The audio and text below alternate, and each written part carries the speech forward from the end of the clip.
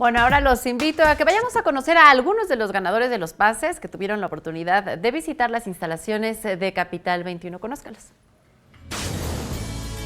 Capitalinos que obtuvieron pases para disfrutar de la película Roma, que ha ganado premios como el León de Oro del Festival de Venecia o el reconocimiento del Círculo de Críticos de Cine de Nueva York como mejor película, mejor director y mejor dirección de fotografía, se mostraron ansiosos por disfrutar este filme en el Teatro de la Ciudad Esperanza Iris, uno de los más emblemáticos de la capital. Y es que la televisora Capital 21 obsequió 200 boletos a quienes estuvieran atentos de la programación y redes sociales. Por la mañana veía el programa y todos los días lo hago y de repente sale la promoción, ¿no? Invitándonos a la película de Roma, el cual teníamos la posibilidad de comunicarnos por WhatsApp. Entonces tomé el teléfono, me comuniqué por WhatsApp y amablemente me invitaron.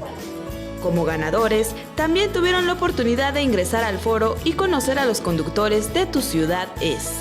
Cuéntenme, ¿a quién se van a llevar? Bien, Gabriel de Coyoacán, que nos escribe todo el tiempo. A la novia. Se la va a llevar. ¿Y acá? Bueno, yo voy a sortearlo en Facebook. Exacto. Quien lo quiera llevar, que le invite a cenar. Después de recibir sus boletos, se retiraron de las instalaciones de Capital 21 con una sonrisa en el rostro por ser testigos de la proyección de Roma, nominada a Mejor Película Iberoamericana en los premios Goya que se llevarán a cabo en el 2019. Con imágenes de Andrés Brito, Iraís Morquecho, 21 Noticias.